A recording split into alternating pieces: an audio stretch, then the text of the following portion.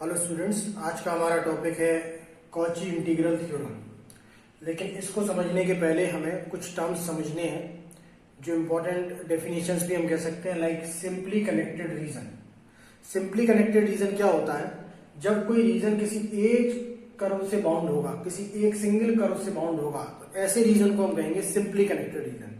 इसे हम सिंपल भाषा में अगर समझें तो हम अगर एक पॉइंट से चलना स्टार्ट करें तो लौट के हम उसी पॉइंट पर आ जाएं विदाउट क्रॉस कट, अपने रास्ते को क्रॉस किए बिना और जंप किए बिना। तो ये हो गया सिंपली कनेक्टेड रीजन। ऐसे ही मल्टी कनेक्टेड रीजन में एक से ज्यादा कर्व से बाउंड रीजन होता है, उसे हम कहते हैं मल्टी कनेक्टेड रीजन। जैसे एक हो गया ये C2, एक हो गया ये C1। इनसे बाउंड रीजन क्या कहलाएगा? Multi connected region. हम मल्टी कनेक्टेड को भी कन्वर्ट कर सकते हैं किसमें?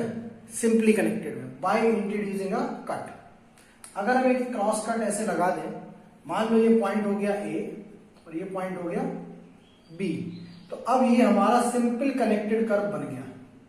हम किसी भी पॉइंट से चलना स्टार्ट करेंगे, लौट के हम अपने पॉइंट पे वापस आ जाएंगे।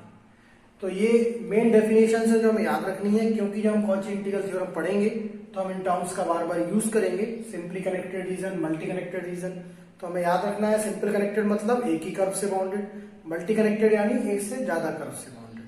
अब हम कॉची इंटीग्रल का स्टेटमेंट देखते हैं। कॉची इंटीग्रल का स्टेटमेंट है, इफ अ फंक्शन एफ कोई कॉम्प्लेक्स फंक्शन है, is analytic and it's derivative F dash Z, यानी कि एफ जेड का derivative is continuous at all the points within and on a simple closed curve C।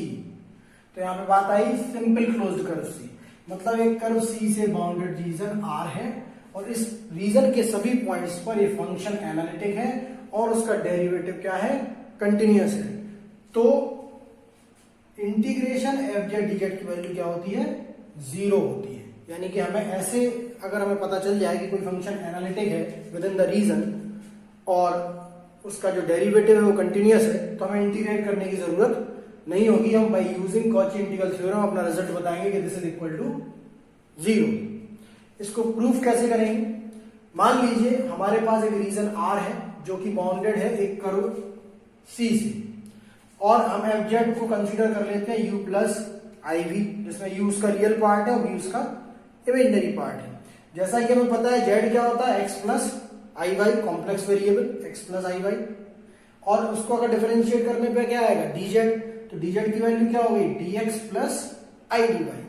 ये दोनों value उठा के अगर हम अपने थ्योरम के स्टेटमेंट में LHS में रखें तो रिजल्ट बनता है integration F Z D Z along curve C is equals to integration along C U plus IV into DX plus IDY।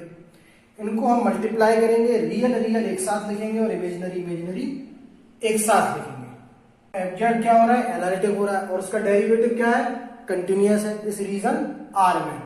तो उसके सारे derivative U, V, del Y, del X, del Y, del X, ये सब के सब क्या होंगे? ये भी कंटिन्यूअस होंगे इन द रीजन R। तो बाय ग्रीन थ्योरम हम इस लाइन इंटीग्रल को कन्वर्ट करेंगे किसमें? डबल इंटीग्रल में। तो ग्रीन थ्योरम कहती थी कि m dx plus n dy हो अलोंग द कर्व C, तो हम लिख सकते हैं del n over del x minus del m over del y dx dy in the region R। तो हमने यहाँ ग्रीन थ्योरम लगाई इस इंटीग्रल में अलग से और इसमें अलग से, और ये दोनों कन्वर्ट हो गए किसमें? डबल इंटीग्रेशन में। अब फंक्शन क्या हो रहा है? फंक्शन एनालिटिक हो रहा है। एनालिटिक हो रहा है मतलब CR को भी सेटिस्फाइड करेगा। तो CR को सेटिस्फाइड करने का मतलब क्या है? डेल Y डेल X किसके बराबर होगा? Del V over del Y के, और del U over del Y किसके बराबर होगा? Minus del V over del X के। जब ये वैल्यू यहाँ रखोगे तो सब पे सब डेरिवेटिव्स कट जाएंगे और हमारा रिजल्ट क्या आ जाएगा? हमारा रिजल्ट आ जाएगा curve C F Z D Z बराबर 0। यही हमें प्रूफ करना था। आपकी हेल्प के लिए मैं ग्रीन थ्योरम का न्यूमेरिकल स्टेटमेंट लिख दे रहे हैं। Integration C m dx plus n dy, this is equal to double integration R del n over del x minus del m over del y dx dy। तो this theorem we have used here. Example के through Cauchy integral theorem को समझते हैं। मान लो कि हमें evaluate करना है e की power z upon z minus 2 dz को। यहाँ पे सी एक सर्किल लिया गया है मॉड जेड इक्वल्स टू 1 जिसका सेंटर ओरिजिन है और रेडियस 1 है। सबसे पहले हम क्या करते हैं, हम ये देखते हैं कि किस पॉइंट पर ये फंक्शन एनालिटिक नहीं है, उसे हम कहते हैं पोल। तो हम पोल निकालेंगे। Pole of integrand are given by denominator equals to 0। Pole निकालने का तरीका क्या है, डिनोमिनेटर को 0 रख दो। तो पोल निकल के आया 2। अब हमने जो सर्किल बनाया तो देखा रेडियस तो 1 थी, पोल कहां पर है, 2 पर है। इसका मतलब पोल सर्किल के बाहर है। तो हम ये कहेंगे कि जो हमारा फंक्शन है वो पूरी तरह से क्या है, एनालिटिक है।